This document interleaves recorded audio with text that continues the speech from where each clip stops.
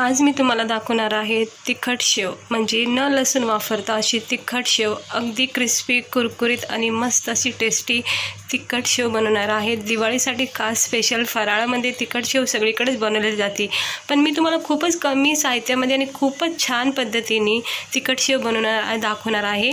तर चला बघूया ह्याला लागणारं साहित्य आणि बनवायची कृती। तर इकडे मी हे अर्धा किलो बेसन पीठ वापरत आहे। हे बघा, ह्याच्यातलं फक्त थोडंसं चिमूटभर पीठ बाजूला ठेवते, कारण नंतर जर पीठ मळताना थोडंसं चिकटपणा लागला की मग ते आपल्याला सुकं पीठ वापरता येतं।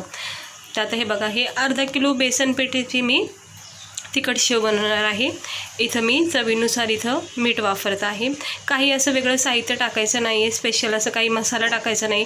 रोजच्याच आपल्या मसाला जो आहे ना त्याच्यामध्येच आपल्याला ही छान अशी तिखट शेव बनवून काढायची आहे। तर इकडे मी 2-2.5 चमचे लाल तिखट वापरते, कारण मस्त अशी तिखट शेव बनवायची आपल्याला।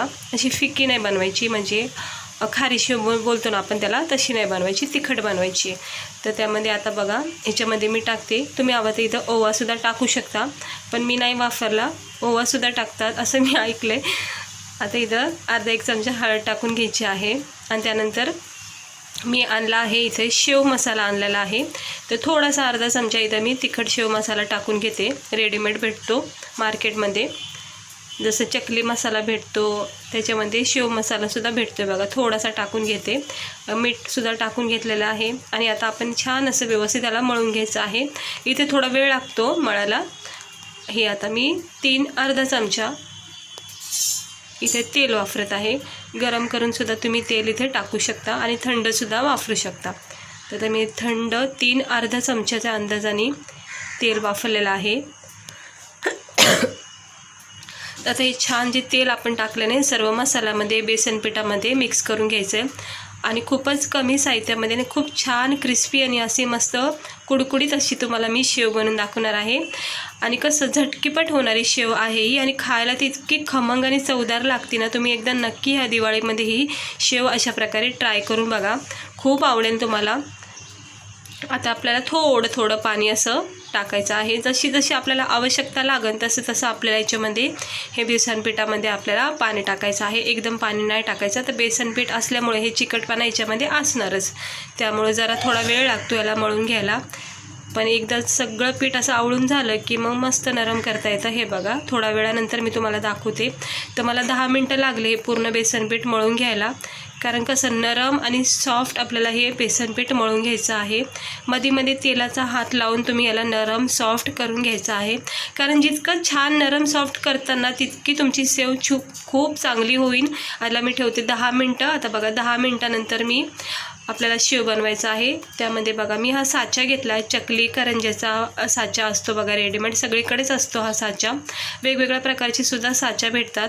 ह्याच्यामध्ये जाडी शेवचा पण आहे, तर मी जाडी शेव वापरते आहे। बाकी चकलीसाठी हे सगळं असं बाजूला ठेवायचं, आणि बारीक शेवसुद्धा असते याच्यामध्ये। तर आपण काय करायचं, आता हे जे आहे ना सारण, आपण जे बेसन पीठ मळून घेतलं आहे ते आपल्याला थोडंसं तोडून घ्यायचं आहे। हे बघा, 2 बॅटर म्हणजे 2 वेळा टाकता येईल इतकं आपल्याला हे बेसन पीठ सुरुवातीचं घ्यायचं आहे। हे बघा, इतकं घेते मी। आणि तुमच्याकडे पण आता फराळ चालूच असेल, तुम्ही लोकांनी सुद्धा काय काय फराळ बनवलं नक्की सांगा। आणि शेव बनवली नसेल तर शेव अशा प्रकारे एकदा नक्की ट्राय करा। हे बघा, थोडंसं याला तेलाचा हात लावायचा, जेणेकरून काय होईल, आतमध्ये पीठ आहे ना ते चिपकलं जाणार नाही, आणि सुटसुटीत अशी आपली शेव पाडली जाईल तेलामध्ये। तर त्याला तोच तेलाचा हात मी फिरून घेते।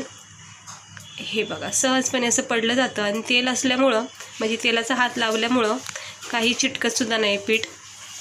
तर आता हे असं ह्याच्यामध्ये, आता तुम्हाला तर माहीतच असेल हा साचा वापरायची पद्धत, तर मी काही सांगत नाही आहे कसं म्हणजे याला पीठ करायचं वगैरे, सगळ्यांनाच माहिती आहे हा साचा, आणि मला हाच आवडतो साचा। वेगवेगळ्या प्रकारचे सुद्धा आता भेटतात मार्केटमध्ये, पण हा साचा ना खूप चांगला आहे, म्हणजे सोपं जातं मला याने शेव चकल्या पाडायला। तर आता आपण गरम तेलामध्ये याला पाडून घेऊया। आता मी तेल तापत ठेवलं होतं, आणि गॅस केला आहे स्लो। तर आता आपण ही शेव जी आहे ना ते गरम तेलामध्ये स्लो गॅसवर पाडून घ्यायची आहे। आता तेल तापल्यामुळं झटकीपट आपली ही शेव जी तयार होणार आहे। तर आता सुरुवातीला थोडंसं हळूहळूच करायचं, कारण कसं गरम तेल असतं। हे बघा, सगळी शेव मी आता व्यवस्थित पाडून घेतलेली आहे। आणि बघा गरम तेल असल्यामुळं कशी आपली शेव जी आहे ती तेलावर चांगली तरंगली गेली आहे.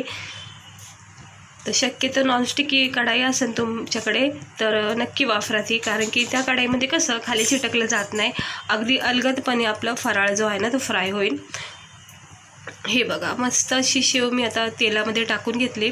हवं तर तुम्ही इथे थोडासा गॅसची फ्लेम वाढू शकता, म्हणजे मीडियम, अगदी फास्ट नाही करायचा, नाही तर काय होईल सगळी शेव आपली झटकीपट करपली जाईल, खूपच म्हणजे भाजली जाते.